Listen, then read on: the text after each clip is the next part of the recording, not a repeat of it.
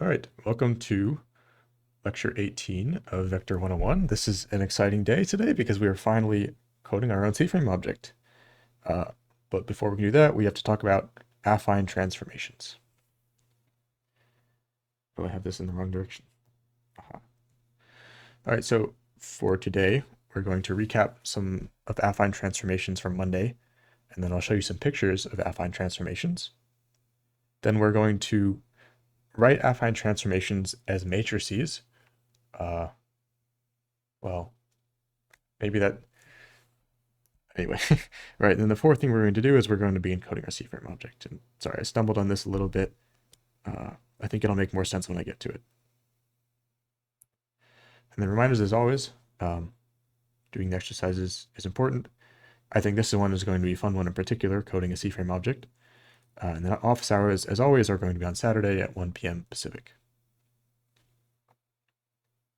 All right, so we're going to do a bit of a recap just of everything we've talked about so far to do with affine geometry. So starting with last week, we talked about affine space.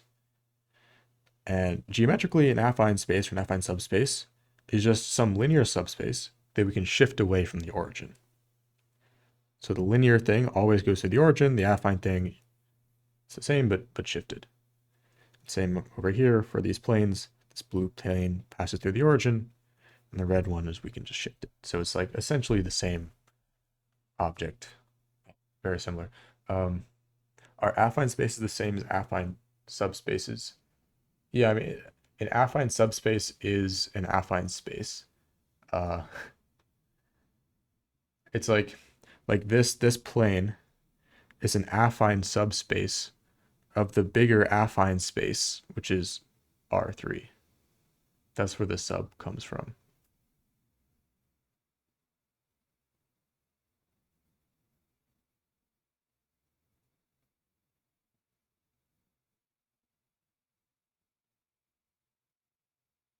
The subspace is the constrained plane. Yeah, that's right. Yeah, this the plane is the subspace. I mean, you could even say that R3 is a subspace of itself, which is kind of funny. But yeah, they are all affine spaces. All right, so these are the objects that we're working with. And let's recap a few facts that we know about these objects.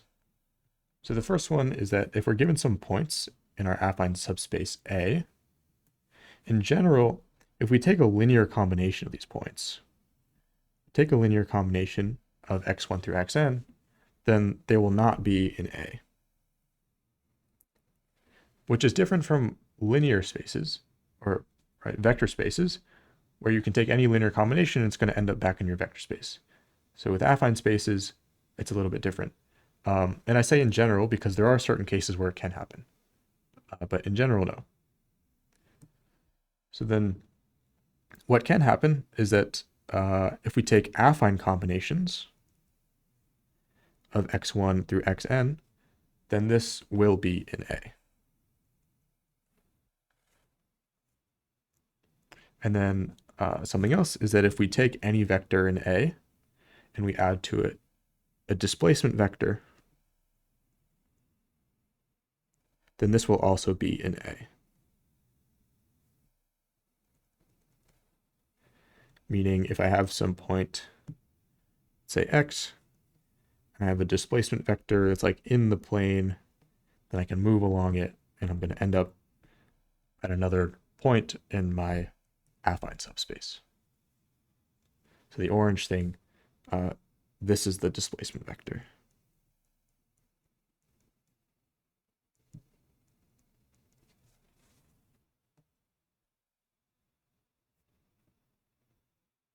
All right, so this is everything we learned, or a good bit of what we learned last week. And now let's get on to this week. So this week we introduced affine transformations. So an affine transformation, this is a function t from Rn to Rm. And we say it is affine if t distributes over affine combinations.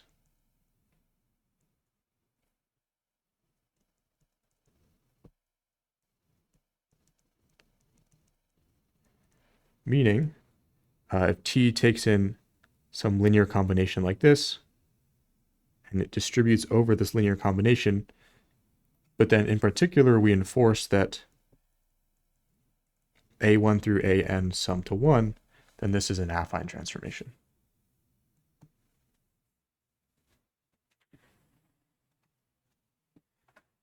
So does all of this ring a bell? Are there any questions so far?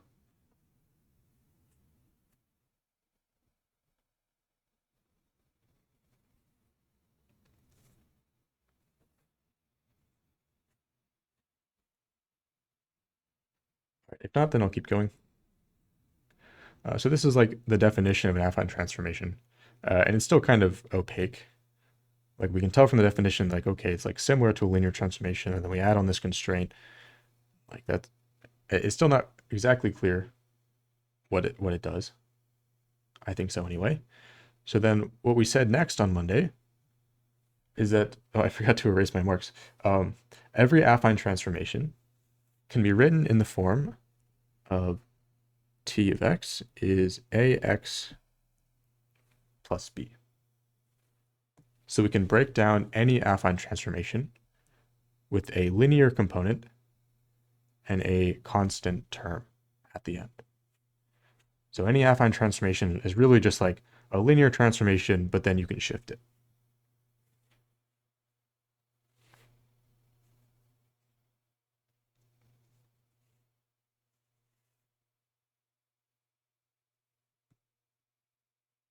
Okay, so if we have two affine transformations, it's now a lot clearer to see, how they sum and how we can compose them. So if we take these two affine transformations, t and s, and we sum them, what we get is that t plus s of x is a1 plus a2 times x plus b1 plus b2. So to sum affine transformations, we sum the linear components and we sum the constant terms.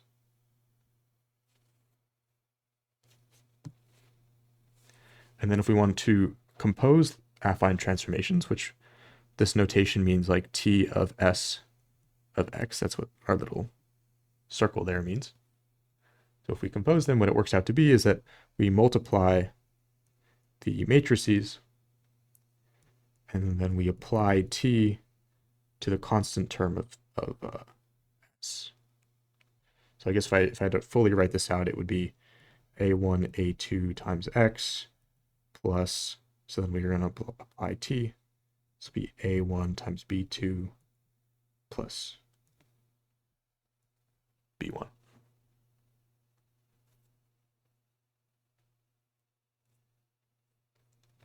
And again, stop me if I'm going too fast here. But hopefully this is all familiar from Monday.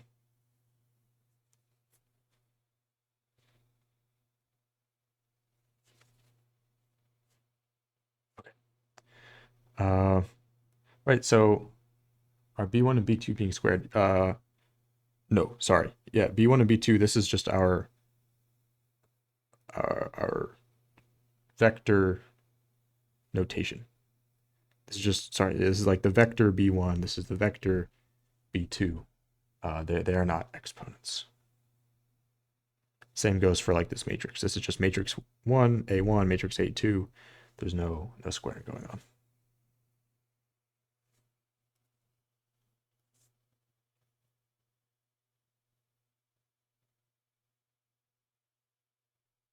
Yeah, okay. So like this is really great now that we have this form for affine transformations, because now we can compare it to what we saw for linear transformations. So this is what we just saw, that any affine transformation can be written as some linear term plus a constant term. Whereas if we think back, a linear transformation was only the matrix. And again, so this is what we just saw, that to sum affine transformations, you sum the linear term, you sum the matrices, you sum the constant terms. And then when we compose affine transformations, we multiply the matrices, and then we apply t to b2.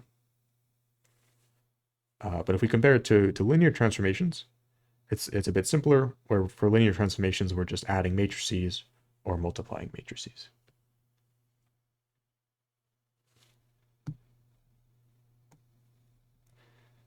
So something to note here is that an affine transformation degenerates to a linear transformation when b1 and b2 are 0. So if we just cross these out, now we just get linear transformations. But in general, this isn't the case.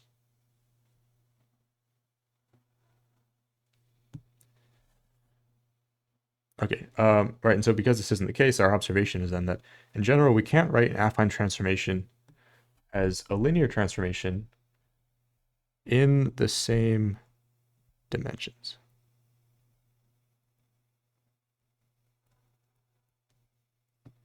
And so what I mean by dimensions, I mean the dimensions of the domain and codomain.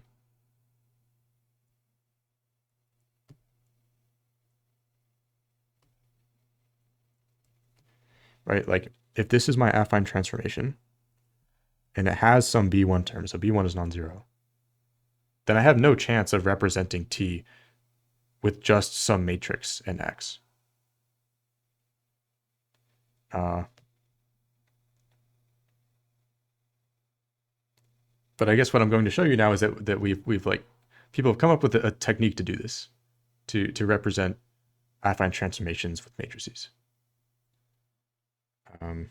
Okay, and before I get to that, I'm going to show you some pictures to motivate this. And as I switch over, feel free to ask any questions.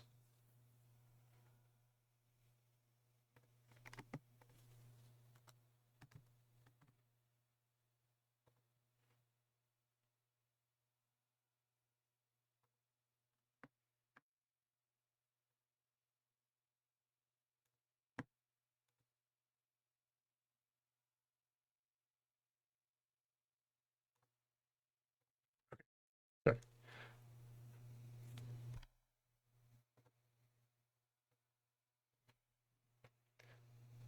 All right, so we're now going to look at some affine transformations. All right, so we're going to look at some 2D affine transformations, and the thing that we're starting with is just this square here, and then we're going to do some transformations on this square. And well, let's remember, so every affine transformation has like this linear transformation component to it, and so we can just do a regular old linear transformation. So we could, for example, scale this square. And this is just a linear transformation, so there's nothing special happening yet. So we could scale it here, we could scale it there, and we can also rotate.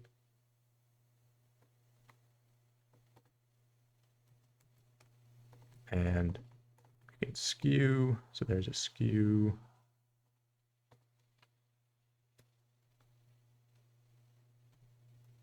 These are just regular old linear transformations for now. But what makes them affine is that we can also add some constant term. And by that, I mean we can shift away from the origin. So now we're definitely doing something that's affine. We've done this skew and this rotation, but then we tack on the translation.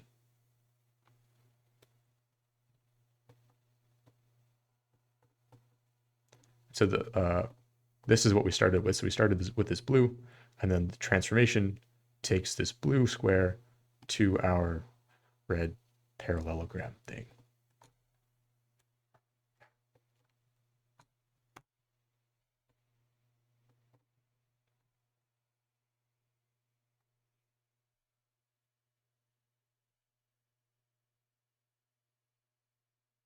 Just watching the chat.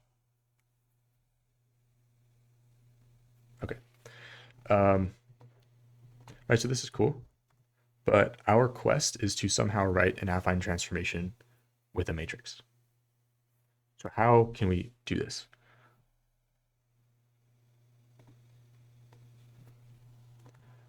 All right. So what I've done here, let me hide this one first, is So downstairs, we just looked at something 2D, and now we're looking at some 3D transformation. And this 3D transformation, instead of taking a square to a parallelogram, we're taking this cube to this parallelepiped. And I'll move this around just so it's a little bit clearer what we're looking at.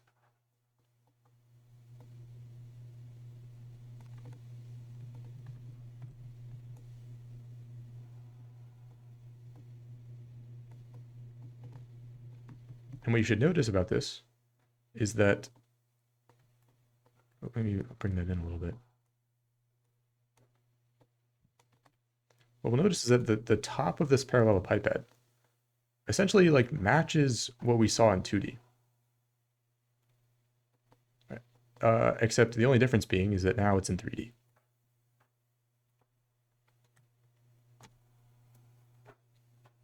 So like we're basically just, if we do this transformation in 3D, and we look at this like plane cross section, the black plane, we're essentially just like mimicking what we're doing in 2D.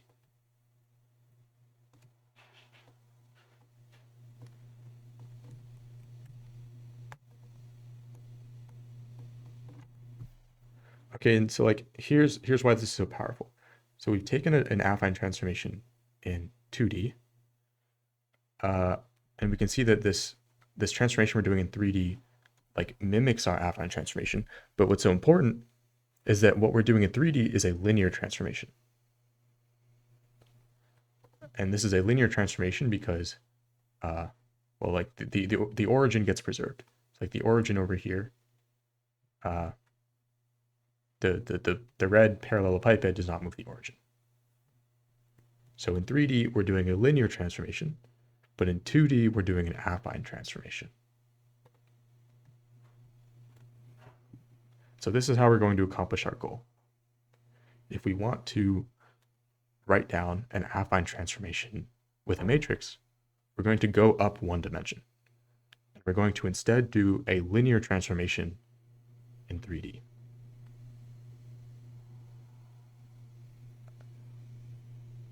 I can repeat that again if anybody has questions. I think there's like a lot to unpack there.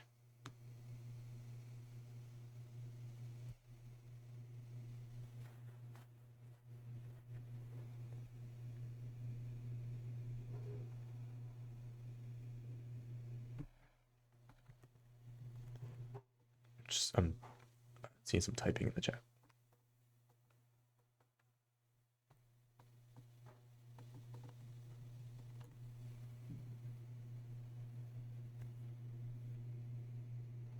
What if we represented affine transformations as a matrix with a vector added to it? I'm not sure I understand.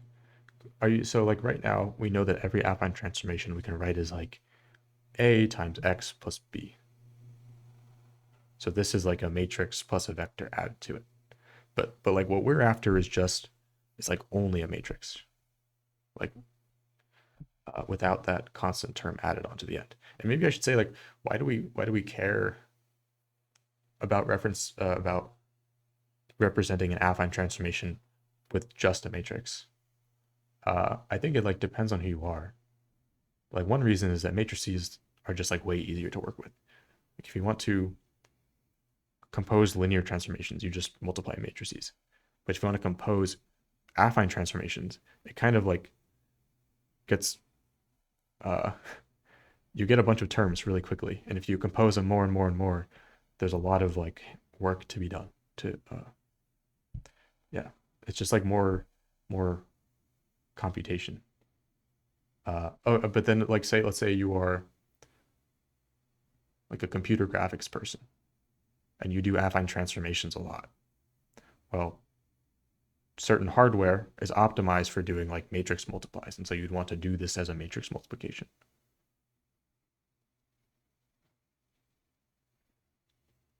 Yeah, I'd say that's a good assessment of like we like representing linear transformations as matrices. Uh, well,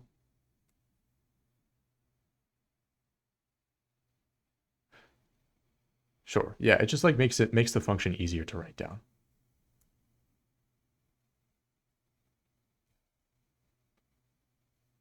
All right. So then I'll repeat this one more time. So we are doing a 2D affine transformation, but then we can instead go up a dimension and do a linear transformation in 3D. And what we'll notice about our linear transformation is that if we take this cross section here, we are essentially doing the affine transformation, but in 3D. So we do this 3D linear transformation, then we just like extract out the part of it that we want, which is this affine transformation here, this slice.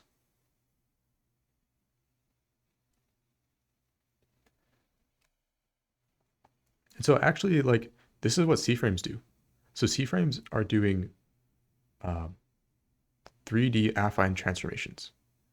But the way that they work is that you bring them up into a fourth dimension, and then you do a linear transformation in 4 dimensions, and then you extract out the part of it that you want, which is like that 3D slice.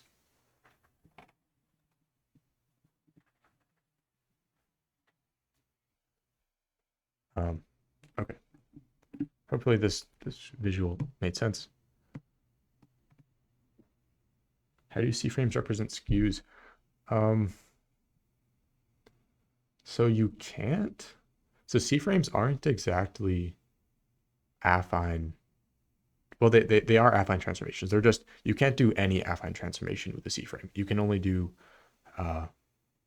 certain affine transformations that leave angles preserved. I think that's right. Yeah. Yeah, okay. Aiden will talk about it, but like C-frames cannot do everything that an affine transformation could do. However, the C-frames that we're coding today will. So ours are actually going to be better than C-frames. All right, I'll switch back over to notes now.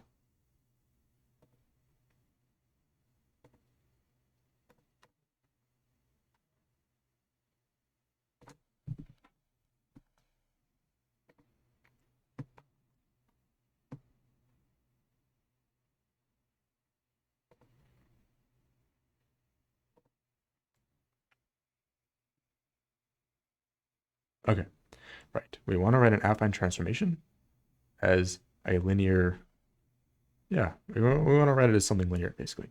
And so the idea is we're going to take some affine transformation t. T is from Rm, how did I write this? I think t is from Rn to Rm. And so we're going to embed Rm and Rm 1 dimension higher. And when we do this, we're going to set the last coordinate to 1. So if in R2, we had some point like xy, then we're going to embed it in R3 to the point xy1. All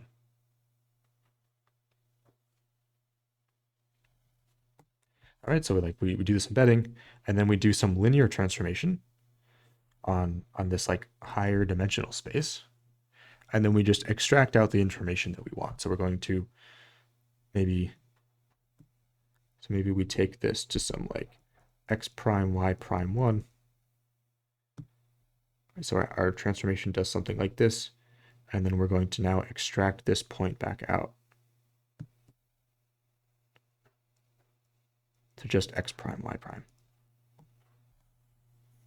So we like embed, and then we transform, and then we extract, and all told, we did an affine transformation.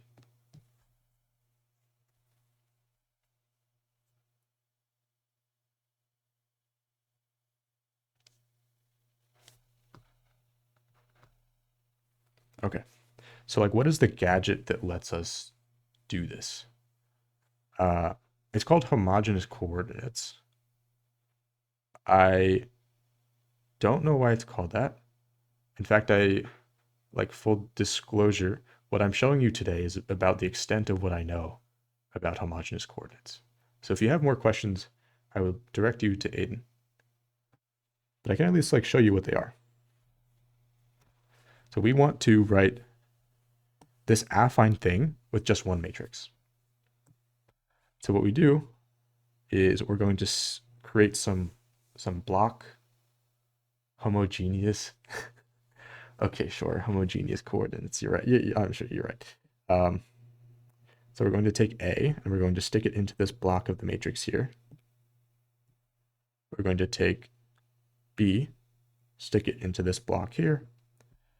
And then in the bottom row, we're going to have zeros and then a 1. And then we're going to take X, stick it there. So like to condense this, I would write this as like A, B, 0, 1. There. So we've taken our affine thing, we've taken our matrix, we've taken our translation, and we've like stuffed them into one matrix.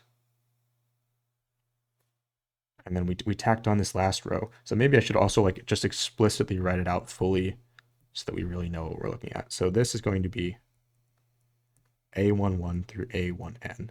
So in this top left block is the A matrix. And then right next to it, we're going to stick the B vector.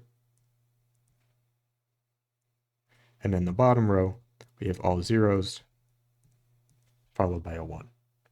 And then for this X vector, there we go. Okay, so these are our homogeneous coordinates. And I claim to you that if we multiply out this matrix vector product, we're going to get our affine transformation. And instead of just claiming this, I'm going to prove it to you.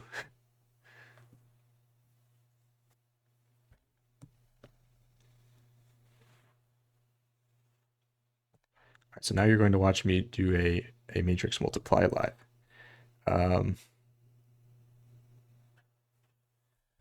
So how does this work? Well, we're going to multiply x1 by a11 plus all the way through xn times a1n, and then b1 times 1. So for the first row, we get a11 x1 plus a1n through xn plus b1. And then in the second row, it'll be a21 x1 through a2n xn plus b2. And then dot, dot, dot, all the way down to am1 x1 plus amn xn plus bn.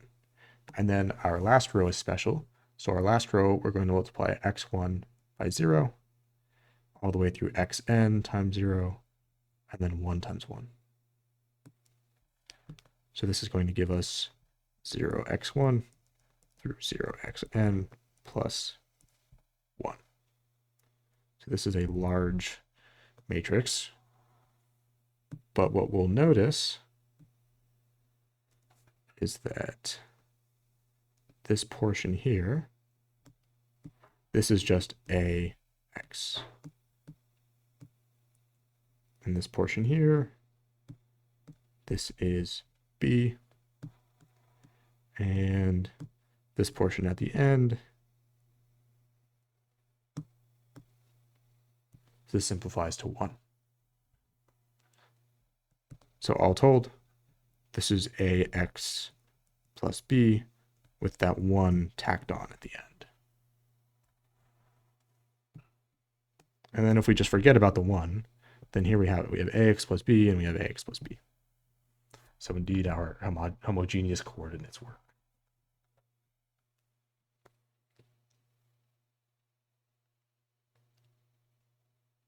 All right, any questions about this?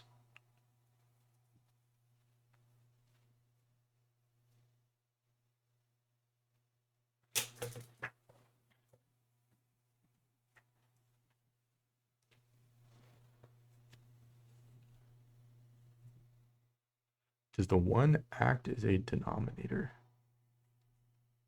What do you mean by denominator? So the 1 comes from it's like this. So this example here, we took R2 and we took our plane and we like embedded it into R3. So the 1, this is just the height of the plane.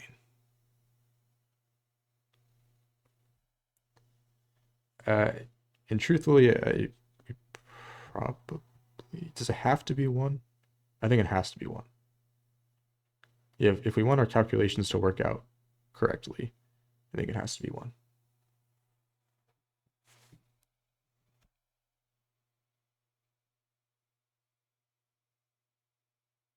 Oh, well, I'm just looking at like when we did this multiplication, uh, because we multiplied like b1 times 1, we just got b1.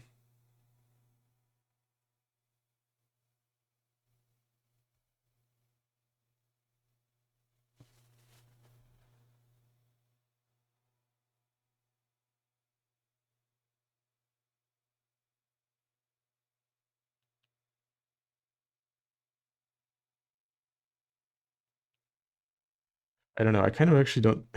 For some reason, I feel like this isn't true. I feel like it doesn't have to be 1, but at least like looking at the calculations, 1 makes a lot of sense. Like conceptually, we didn't have to embed our space here. We could have embedded it like anywhere along this axis, except for 0. We couldn't do it at 0. Um, I see Aiden typing, so Aiden probably knows the answer to this.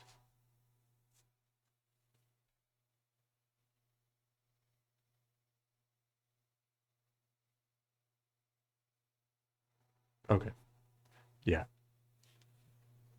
Aiden says that it certainly cannot be non-zero, or so it must be non-zero, and to get this plus b, it must be 1. Uh, maybe, so why can't it be 0? Well, if it's 0, then our trick of like using a linear transformation to do an affine transformation doesn't work. It's like we took R2 and then we embedded it into like this plane in R3. No linear transformation is going to let us do the affine transformation. Sorry, that's not a great explanation.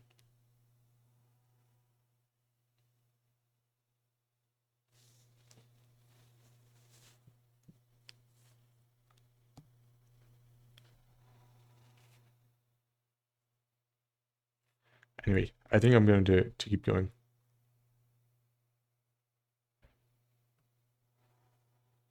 Okay.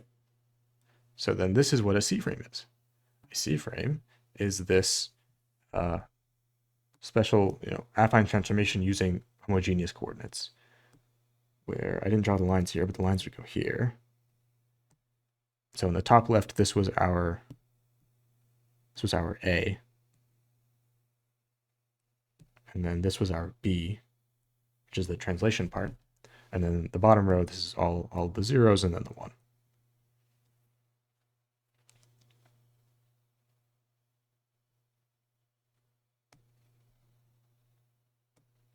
And now there's something special too about C-frames. So the reason a C-frame is not just a generic affine transformation is because we add certain constraints to the rotation part of it, which is that these vectors are right. So the constraint we add is that the columns are always orthogonal, and we say that they form like a right-handed basis, but don't worry about that. So yeah, so a C-frame has some like extra constraints there, but in general, an affine transformation doesn't. Okay.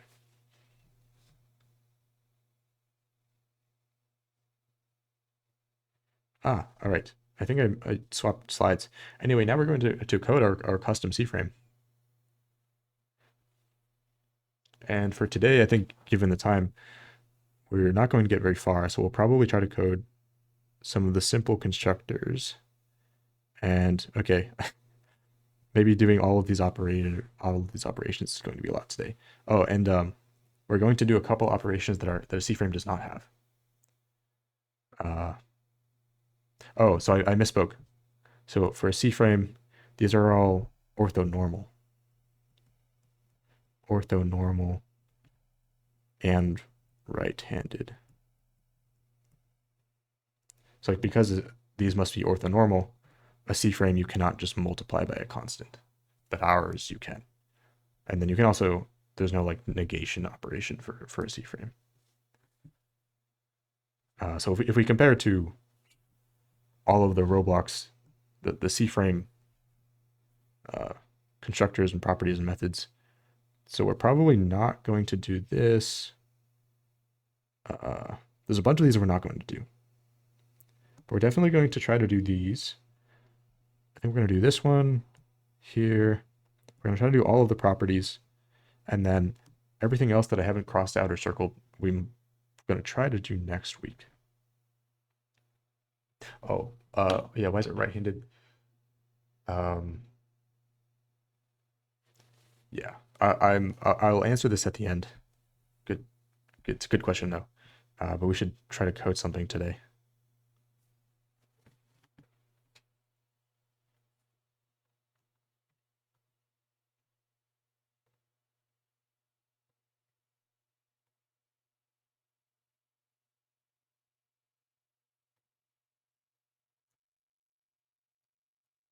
All right.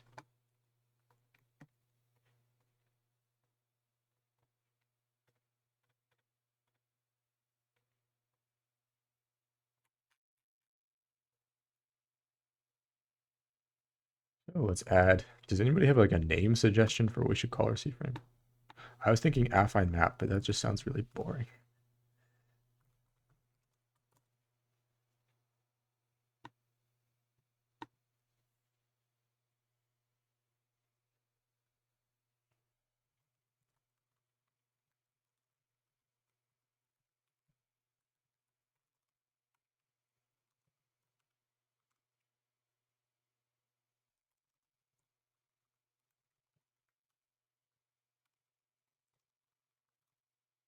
Looking at the chat, I'm just typing out some boilerplate right now. So we're going to want, so the first, we're going to implement like the most basic C-frame constructor. So we know that a C-frame can do like C-frame.new x, y, z. And so this is just like a translational C-frame. So we'll do this as well. Another constructor we want is the from matrix constructor. So this takes in the position, the right vector, up vector, and negative look vector.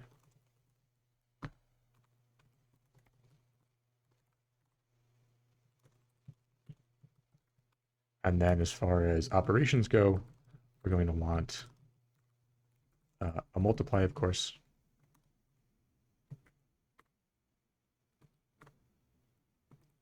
Oh, sorry, can't do that. So I guess I should call that back. And then we also want addition.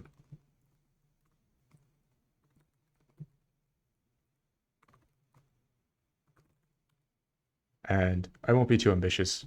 We'll see if we can get through these today. And really, like the important one is just the multiply.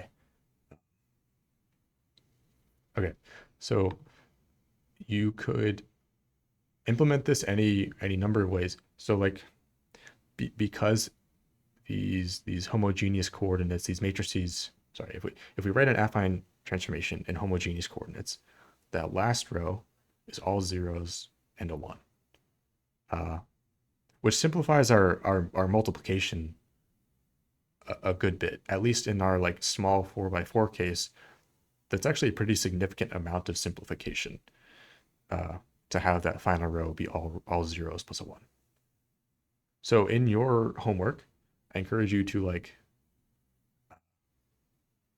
maybe like do this, like hand multiply the matrices and simplify them to make your math faster. But I'm just going to use just a straight up 4x4 matrix for the sake of time.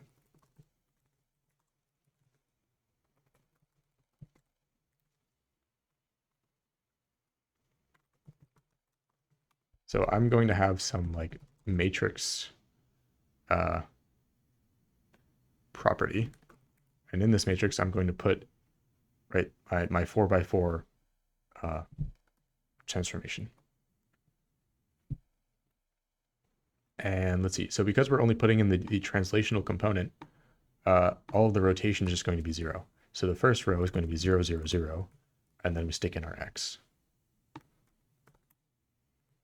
And then our second row is again going to be, wait, hold on.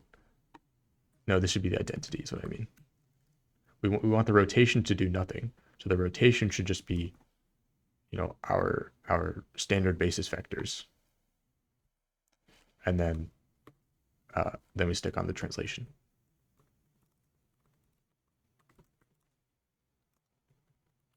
In the last row, this is our like homogeneous coordinates, all zeros and then a 1. And so this is what I'm saying, like this is kind of cursed, using a 4x4 matrix and just actually having that last row. Like in your implementation, you can omit this last row and simplify the calculations. But for today, this is what we'll do.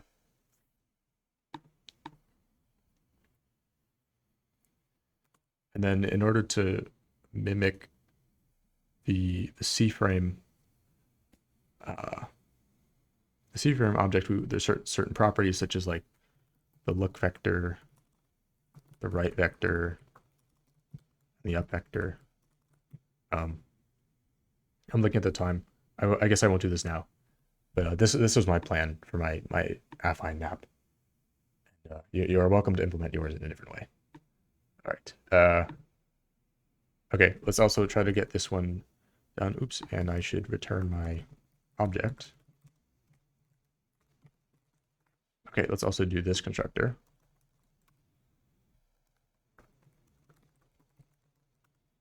And here, so let's see, we said that the first column is going to be the, how do we do this, right? So it's going to be the right, up, and then the back, and then position. So the first column is the right vector, the second column is the up vector, the third column is the back vector, and then it's the position.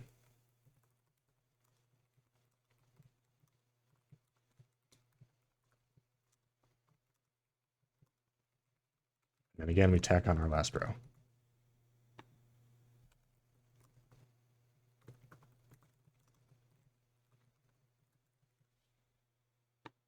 Okay. And then because we are using our matrix object, the multiply operation is actually like super easy. Sorry, this isn't how that works. It's A and B. And then we're also going to need the vector object so that we can multiply an affine map by a vector.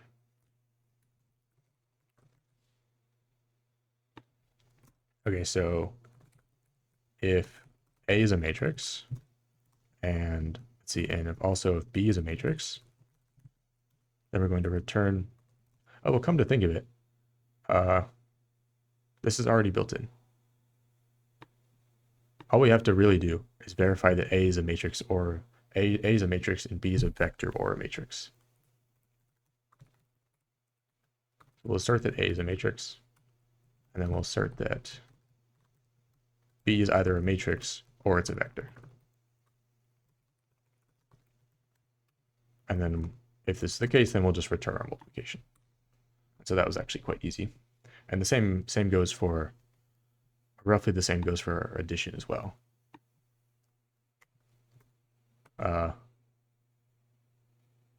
Almost. This is like almost. Actually, all right, there's like a small bit of complication with the addition that I don't want to get into. So we'll comment that out. I guess the last thing that we should be able to do is convert this to a C-frame so that we can actually see our affine map in action. So I'll do a 2 C-frame method that will like okay, so now we're going to do we're going to create a C-frame from our affine map. And I'm trying to think what the best constructor would be to do this. Probably it's the new constructor that takes in 12 components.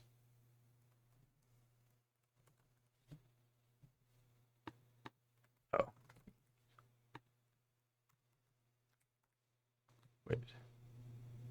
I think I'm goofing my multiply.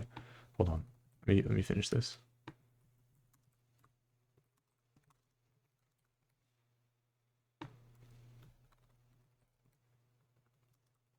Okay, so we're going to put in our first row.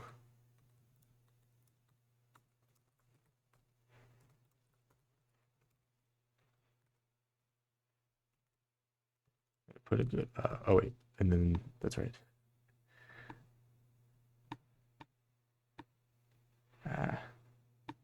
All over the place.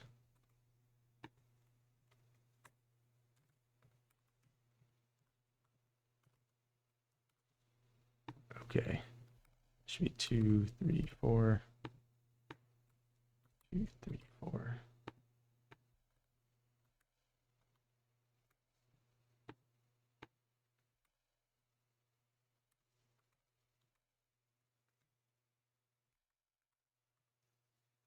Okay, there we have it. So this constructs a C-frame from our affine map. And so all I did is I laid out the first row here, second row goes here, and then third row goes here, and that'll convert it to a C-frame. All right, so last thing we should do is we should use our affine map.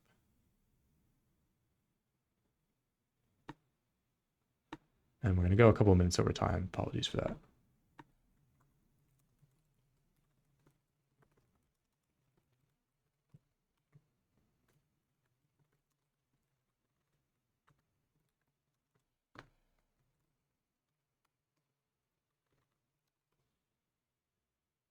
Oh, I should add it to our library.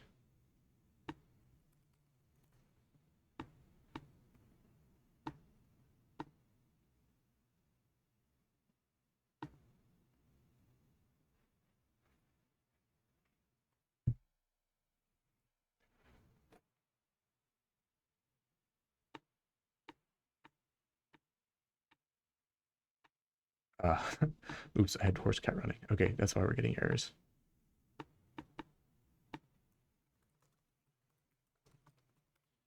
Okay, so now we can use our affine map, and we should create a part.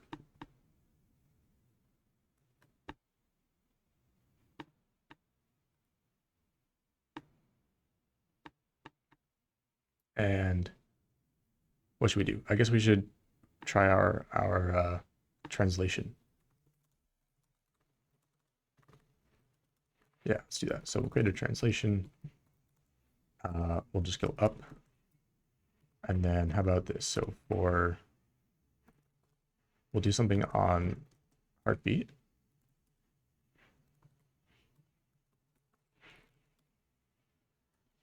We're going to, let's see, our part C frame, we're going to multiply it by translation.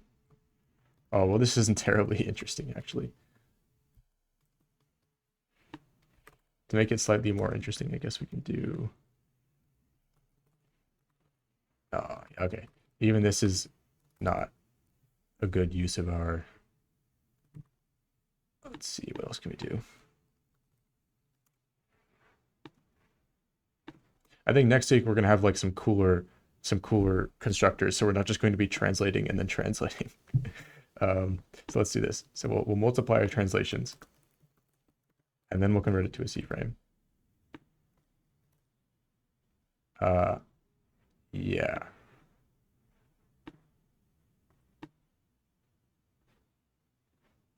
Okay, let's give that a run.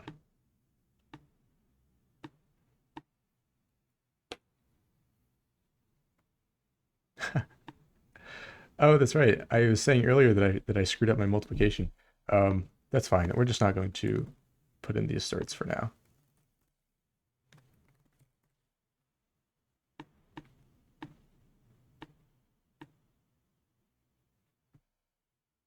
Oh, you're joking.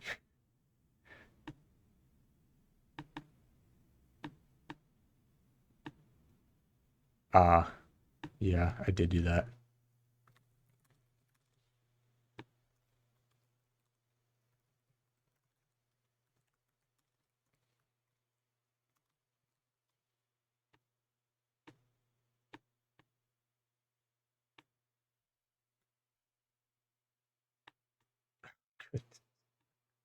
My part fell out of the world. This is going horribly. Oh, it was not anchored. Oh.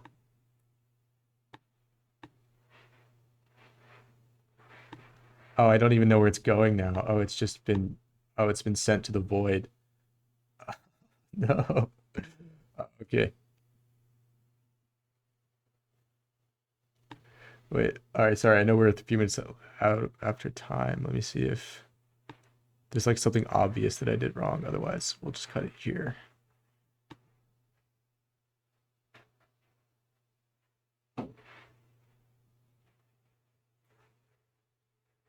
Maybe I messed up my 2C frame. Let's see. Ah, okay. Well, that looks a little suspicious. That was the wrong index.